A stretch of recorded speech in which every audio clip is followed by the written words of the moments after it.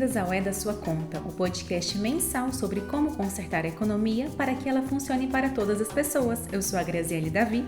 E eu, a Daniela Stefano. O É da Sua Conta é uma produção da Tax Justice Network, rede internacional de justiça fiscal. Você encontra a descrição completa e pode ouvir os episódios anteriores em www.edasuaconta.com e nos mais populares tocadores de áudio digital.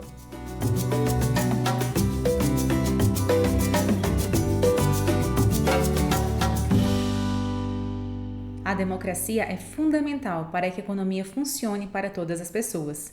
E o episódio 42 do É da Sua Conta está dedicado a avaliar a relação entre justiça fiscal e o financiamento de campanhas eleitorais.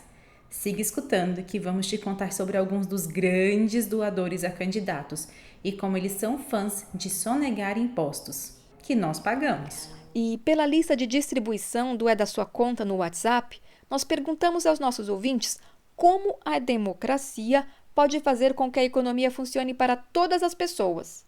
E algumas das respostas você ouve neste episódio. Olá, meu nome é Sidney e sou do Rio de Janeiro, capital. A democracia é fundamental para acompanhamento e transparência das contas públicas, saber o que está sendo feito com o nosso dinheiro dos impostos, quem está sendo beneficiado e quem está sendo prejudicado. Até mesmo seu direito de ir e vir, seu direito de credo, sua participação e fiscalização nas ações do governo só acontece em ambientes democráticos. Sem democracia, até seu consumo, suas escolhas entre produtos, preços, enfim, fica tudo isso prejudicado.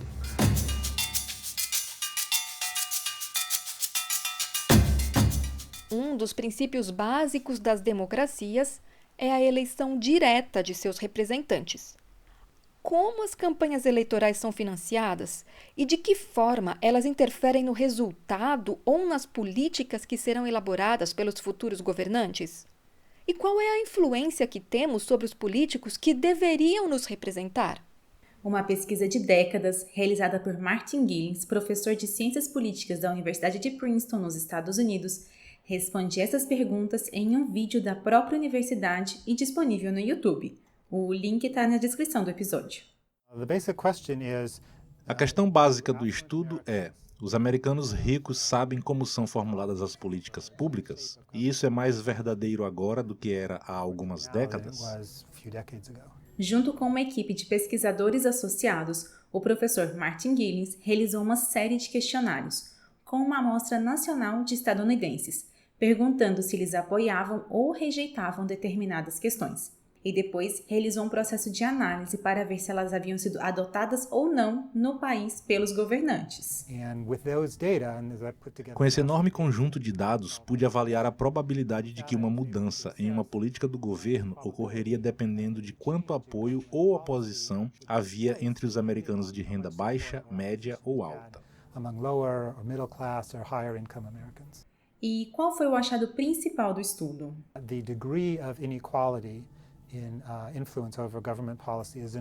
O grau de influência da desigualdade sobre o governo é enorme. Quando as preferências políticas divergem entre quem tem as rendas mais baixas, médias e altas, o que se vê é uma influência significativa dos que têm rendimentos mais altos, enquanto que não há nenhuma influência daqueles com os rendimentos mais baixos. E em uma democracia, qual é o problema dos desejos das pessoas mais ricas serem aprovados como lei no país?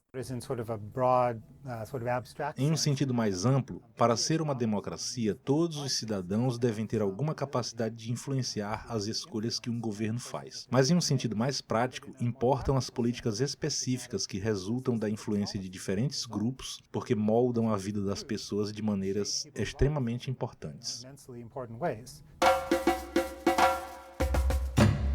Meu nome é Michele Carvalho, eu sou de São Paulo, Brasil. Nos últimos anos, a gente tem visto o resultado catastrófico de um governo que não governa para todos. Sob o desgoverno do atual presidente, o nosso país retrocedeu em anos. A total falta de interesse e preocupação com a maior parte da população, o sigilo de 100 anos e a falta de diálogo com a sociedade civil levaram o Brasil de volta ao mapa da fome, com as altas taxas de desemprego e a inflação que come todo o nosso dinheiro. Por isso, que as eleições desse ano são tão importantes para o futuro do nosso país.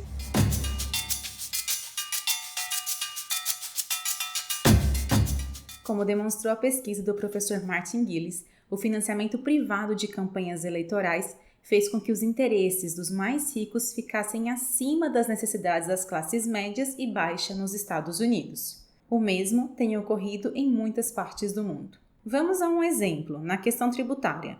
Com mais ricos tendo maior influência sobre os políticos, é muito provável que eles façam de tudo e consigam reduzir o tributo deles. Justamente quem tem mais condição de contribuir. Apesar disso, pesquisas sobre quem deve financiar campanhas eleitorais mostram que a resposta mais frequente entre os entrevistados é: os políticos devem se financiar. Isto seria bom se fosse fácil levantar $1 de 1 milhão de pessoas, por exemplo, mas isto é muito, muito difícil. Este é o nosso colunista, o jornalista Nick Jackson, da Tax Justice Network. Muito mais fácil, em vez de $1 de cada de 1 milhão de pessoas, é conseguir o mesmo dinheiro, $1 milhão de uma pessoa só, uma empresa. Por que uma pessoa rica, uma empresa daria muito dinheiro a um político? Todos nós sabemos a resposta a esta pergunta, porque esperam que o político lhes faça um favor quando eles chegarem ao poder. Talvez seria um grande corte nos impostos, ou um grande contrato governamental, ou este tipo de coisa. Isto é corrupção, é muito prejudicial ao país. Mas, Nick, como financiar campanhas políticas de forma que sejam mais democráticas e mais justas? Uma alternativa é dar dinheiro público aos políticos. Alguns estados dos Estados Unidos já adotaram algumas versões de financiamento público para eleições, assim como alguns outros países como Alemanha, Irlanda, Japão, Reino Unido e outros. Meu nome é Martônio Montalverne Barreto Lima, falo de Fortaleza, estado do Ceará, Brasil. A democracia, ela garante direitos e deveres aos trabalhadores, mas ela garante também direitos e deveres àqueles que trabalham pelo capital produtivo. Portanto, nesse sentido, não há que se pensar numa possibilidade de desenvolvimento econômico sem democracia. O que nós teremos, portanto, agora no dia 30 de outubro de 2022, é a necessidade da manutenção da democracia.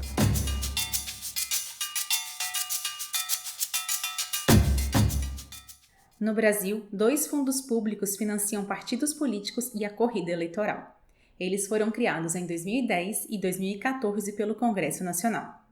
O fundo partidário, que está em mais ou menos 5 bilhões de reais, ou seja, quase $1 bilhão, é dividido entre os partidos políticos de acordo com a quantidade de assentos que possuem no parlamento e serve para arcar com os custos do gerenciamento dos partidos políticos. Já o Fundo Especial de Financiamento de Campanha é específico para a eleição e também busca possibilitar uma certa igualdade na competição.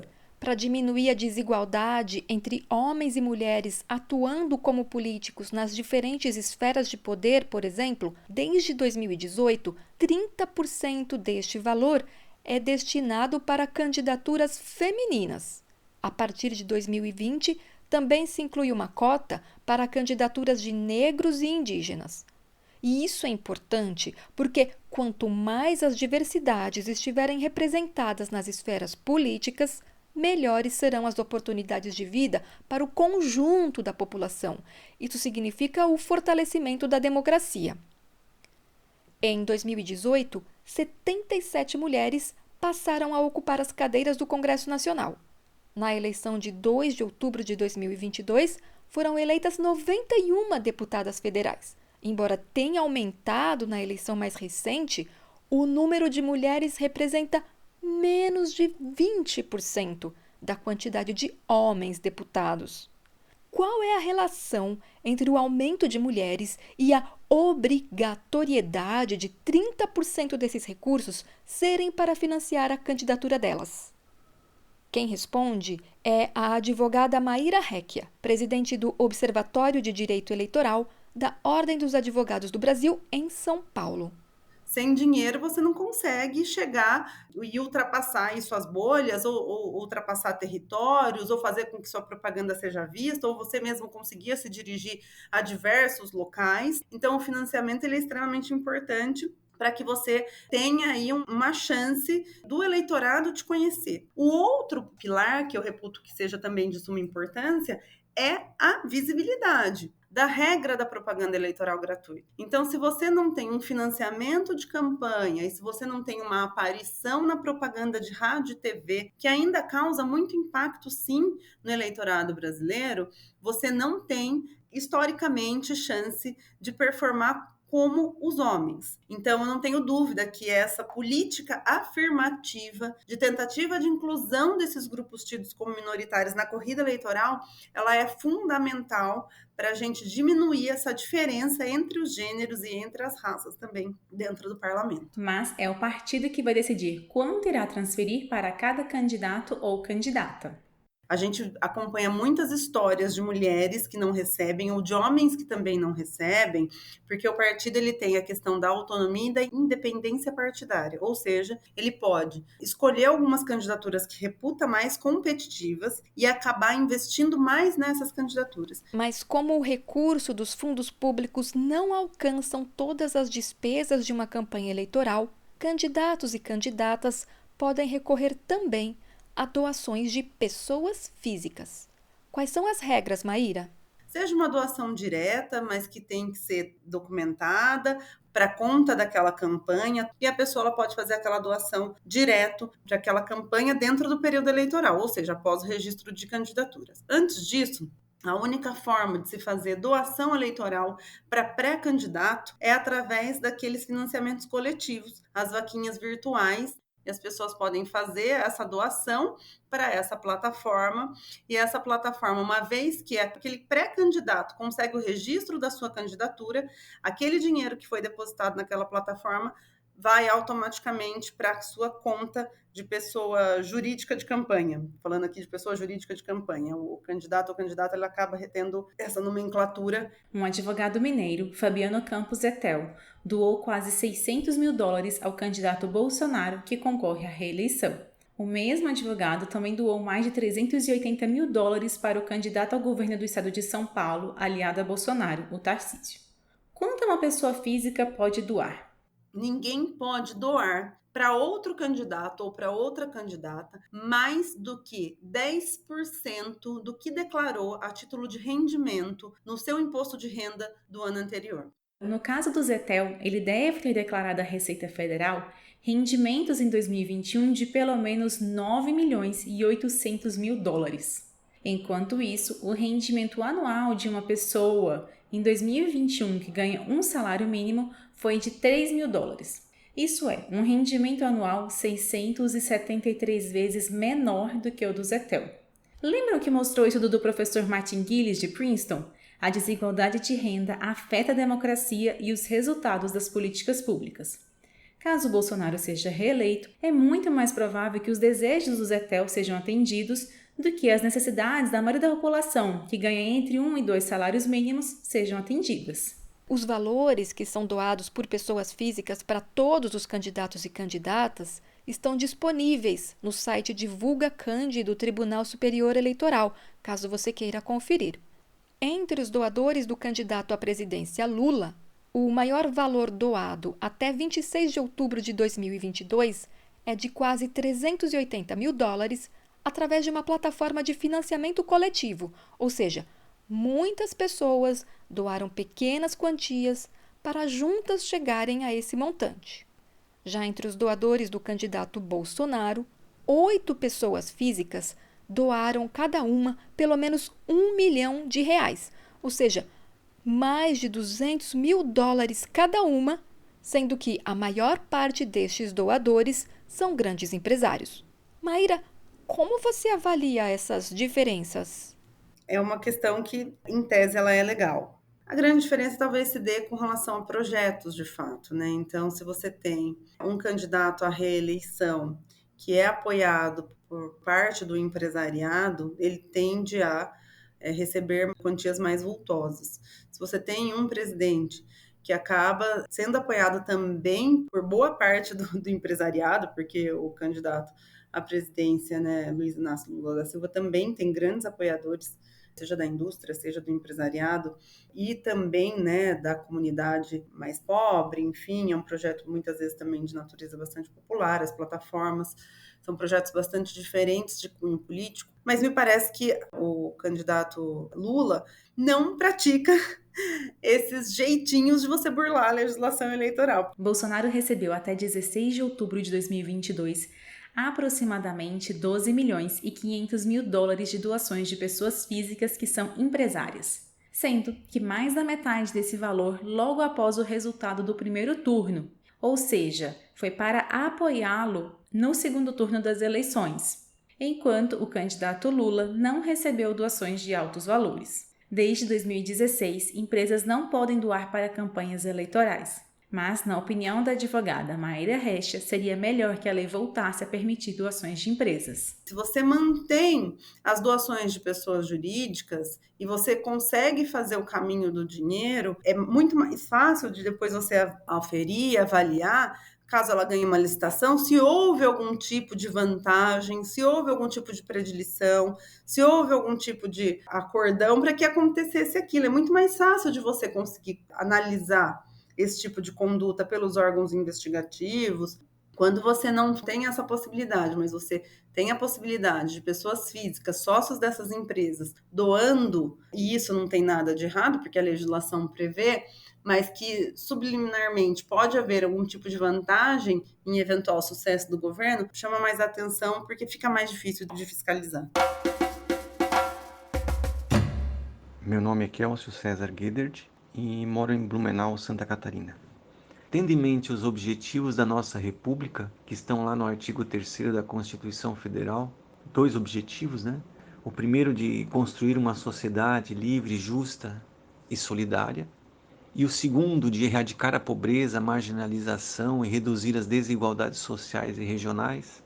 A partir desses 2 objetivos, a gente pode imaginar que o Estado deva possuir ferramentas para que realmente se concretizem esses objetivos no dia a dia, né? Para isso, precisamos olhar as falhas do nosso sistema econômico e saber que precisamos intervir por meio da tributação e de políticas públicas para trazer a equidade entre os cidadãos. Precisamos dar a mesma oportunidade de cada cidadão crescer. E quando isso acontece, o país todo cresce.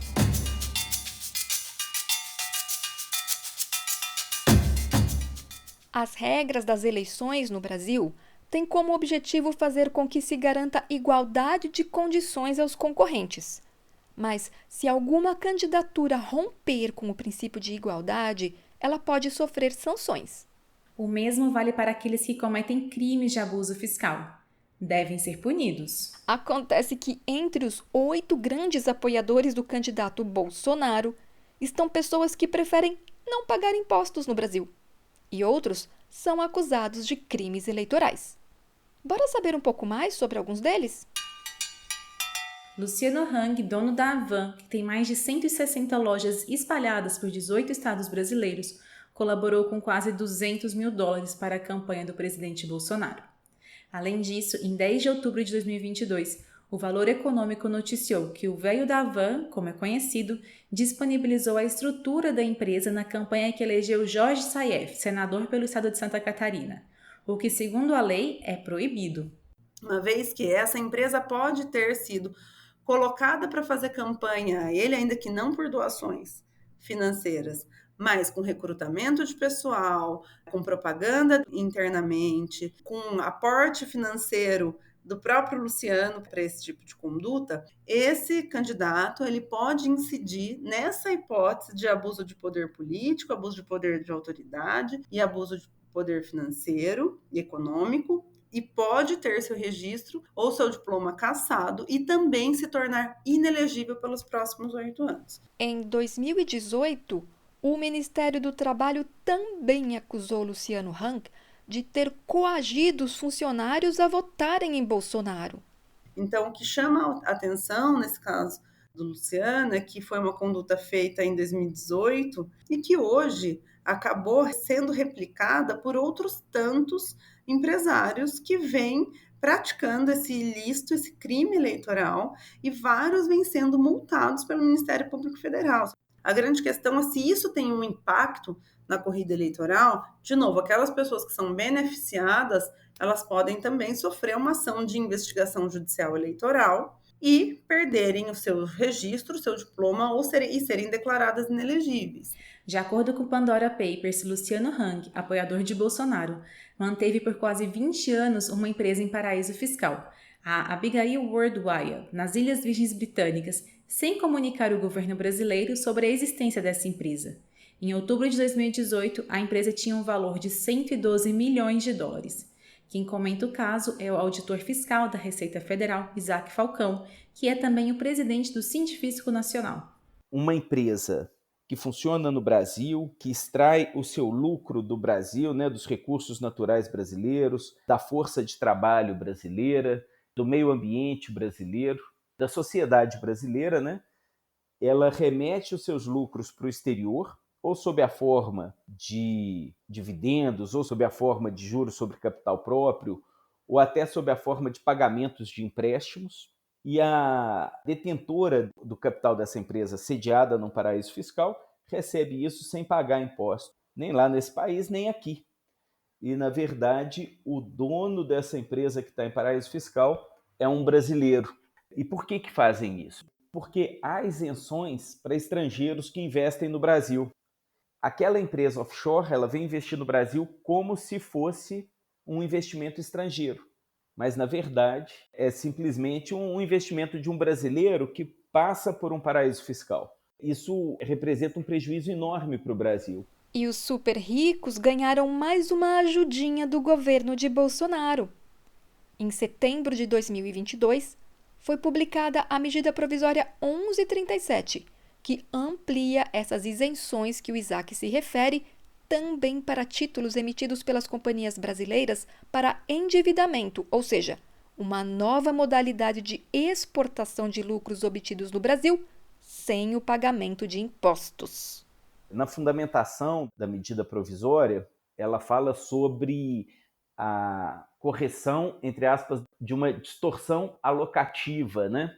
Para dar um tratamento semelhante ao financiamento por emissão de ações para o financiamento por emissão de dívida, né? Na verdade, o que ela está fazendo é aumentando terrivelmente as distorções, né? Na medida em que ela está fazendo com que as pessoas muito ricas, que já pagam pouquíssimo imposto no Brasil, passem a pagar menos ainda. De acordo com Isaac Falcão, as isenções custariam ao governo em 2023 cerca de 230 milhões de dólares, o suficiente para beneficiar 1.600.000 pessoas com o Auxílio Brasil por quase 2 meses. E agora vamos saber um pouco mais sobre outros 2 doadores da campanha presidencial de Bolsonaro, Pedro e Alexandre Grendene, donos de uma das maiores empresas de calçados no Brasil, do grupo Grendene, que inclui as marcas Vulcabras e Azaleia. Juntos, os 2 doaram mais de 380 mil dólares ao candidato à reeleição. Esses jeitinhos de você burlar a legislação eleitoral. Porque se você for olhar, basicamente o que a gente está vendo é a doação de pessoa jurídica personificada. O Bolsonaro, ele recebe a doação dos empresários, não recebe das empresas, mas recebe dos empresários. Os irmãos Grendene aparecem em diversos vazamentos sobre paraísos fiscais. Bahama Leaks, de 2016, Paradise Papers, de 2017 e Pandora Papers, de 2021. O Pedro tem uma empresa offshore nas Ilhas Virgens Britânicas, de acordo com Pandora Papers, no valor de 20 milhões de dólares. E o Alexandre tem 2 offshores em Delaware, nos Estados Unidos, com 3 milhões e 800 mil dólares. Todas ativas quando da reportagem do Consórcio Internacional de Jornalistas Investigativos. Mas, bem antes, em 1986, os irmãos já haviam sido condenados por planejamento tributário agressivo. Isaac, o que você pode dizer a respeito dessa prática? Então é como se fosse assim, a industrial vende para empresas comerciais que são dos mesmos donos da industrial. E esses, por sua vez, revendem para o cliente final.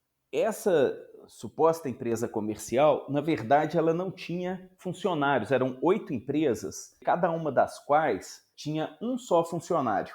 algumas nem tinham funcionários e funcionavam dentro da própria empresa industrial. Elas passam a pagar um imposto de renda por volta de 2% do faturamento delas, enquanto a industrial, que tinha um lucro enorme e que seria tributada a 34%, deixa de pagar tributo. É como se a empresa dividisse o lucro dela em várias pequenas empresas para aproveitar um regime favorecido para as pequenas empresas como se ela fosse uma pequena empresa. E aí cada uma dessas pequenas empresas, o que é faturamento dela, na verdade, é todo lucro, porque elas não têm despesa, não têm existência real, e aí são tributadas uma alíquota muito pequena. Esse planejamento tributário agressivo foi julgado no CARF, o Conselho Administrativo de Recursos Fiscais. Houve empate no julgamento, foi decidido pelo voto de qualidade, e o presidente da turma que julgou decidiu que a empresa deveria sim pagar o tributo da forma correta. Entretanto, o Isaac lamenta que se o julgamento fosse agora, a empresa provavelmente não pagaria nada, já que o atual governo de Bolsonaro acabou com o voto de qualidade no CARF. A nossa situação hoje, no que diz respeito ao combate do planejamento tributário abusivo, é gravíssima. Situações como essas não estão sendo mais, vamos dizer assim, punidas, né? Então, quando o empresário, com a intenção de pagar menos tributo, ele faz uma operação como essa operação não é mais autuada porque ela é julgada sem o voto de qualidade. O pior é que, se depender do projeto de lei PLP 17, que tramita no Congresso Nacional, o voto de qualidade deixará de existir também nos estados e municípios. A medida provisória 1137 e o projeto de lei complementar 17, que já citamos neste episódio, são exemplos de medidas tributárias que foram tomadas recentemente pelo governo brasileiro e que ampliam a desigualdade. A prevalecerem, esses projetos de lei, medidas provisórias, nós teremos um benefício de alguns em prejuízo de toda uma sociedade. Então, isso sim evidencia uma certa instrumentalização do poder político por parte de um poder econômico. Por um lado, lamentar isso, mas por outro, denunciar, demonstrar, e combater nos meios adequados, no Congresso Nacional, no debate público. De volta ao professor de Princeton, Martin Gillis, que trouxe achados importantes sobre o financiamento privado de campanha nos Estados Unidos. Ele também tem algumas recomendações para tornar os financiamentos eleitorais mais democráticos. One would be to look at campaign finance reforms. Uma delas seria olhar para as reformas de financiamento de campanha. Além disso, como uma das descobertas do estudo foi que a competição política parece aumentar a capacidade de resposta do governo ao público e tornar essa capacidade de resposta mais igual, que outros tipos de reformas que reforçam a competição política e poderiam ajudar a emular a representação igualitária. A terceira maneira seria focar nas políticas em que os americanos ricos e os menos ricos concordam, ou pelo menos têm mais consenso, para que coisas como o apoio governamental à educação sejam fortemente apoiadas, inclusive para aqueles de renda mais alta. O É da Sua Conta já havia falado sobre tributação e democracia no episódio 16. Se você ainda não ouviu, busca este episódio em www.edasuaconta.com ou no seu tocador de áudios favorito. Agora, e os 4 R's da tributação? Você se lembra deles? E sabe qual R tem a ver com democracia? Quando as pessoas pensam nas funções dos impostos, geralmente pensam nos 2 primeiros R's. O primeiro R é receita. O governo recebe receita e espera gastá-la em coisas úteis como estradas, escolas, tribunais e assim por diante. De novo, o nosso colunista e jornalista Nick Jackson da Tech Justice Network. O segundo R é a redistribuição, que deveria ser a função de qualquer sistema tributário. Aqui, o princípio de redistribuição é que as pessoas pobres gastam a maior parte de sua renda em necessidades como alimentação e moradia, enquanto os ricos têm muito mais do que realmente precisam para sobreviver.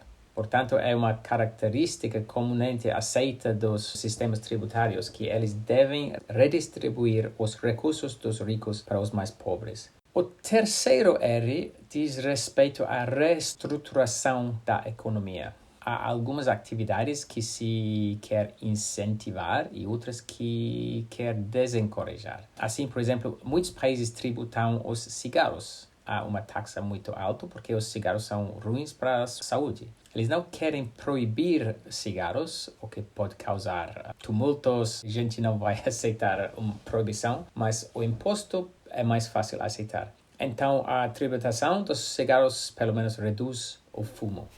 E, finalmente, o R que prova a relevância da tributação para a democracia. Este R se chama representação. E isto tem a ver com a relação entre os cidadãos e os governos. Isto é mais difícil de ver, mais difícil de compreender, mas não menos importante. Então, se o governo tem que ir até seus cidadãos e empresas para obter sua receita tributária, então os cidadãos vão exigir que o governo preste serviços públicos adequados de troca. Isto é um acordo democrático de impostos. Então, quando o governo tem que ir aos cidadãos por suas receitas fiscais, isto dá poder aos cidadãos. E assim você tende a obter sistemas políticos muito mais saudáveis do que em países onde os governos têm alguma outra fonte de receita, como a receita do petróleo, por exemplo.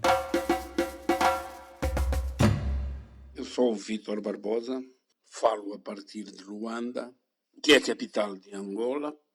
Angola realizou as suas 5ª eleições que elegem Presidente da República e deputados ao Parlamento.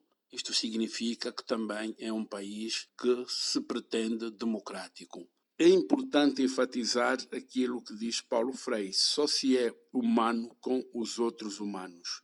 Se tivermos uma educação para os direitos humanos, tomando consciência de que, ao fazermos algo em prol dos outros humanos, incluindo sentirmos-nos indignados perante as injustiças sociais e expressarmos essa nossa indignação nos diferentes espaços que a democracia nos deve proporcionar, estamos sim a contribuir para que a economia, para que os bens existentes possam servir a toda a população.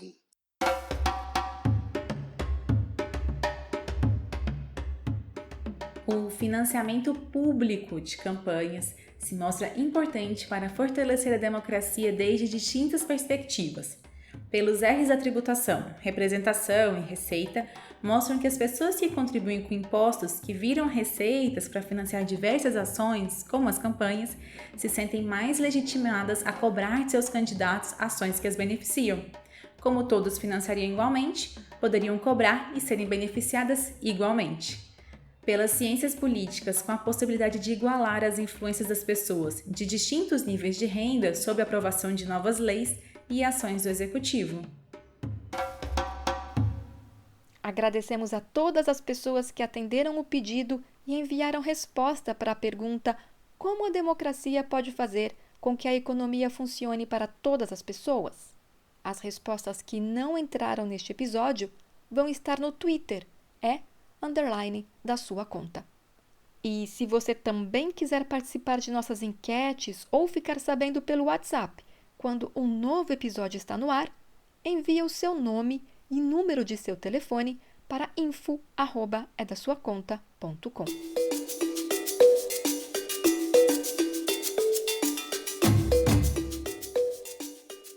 O É da Sua Conta é coordenado por Naomi Fuller. A produção dessa edição é de Daniela Stefano e minha, Graziele Davi. Um abraço e até o próximo. Um abraço, e se você for brasileira, brasileiro, brasileire, vote em quem defende a democracia e a justiça fiscal no dia 30. E até o próximo.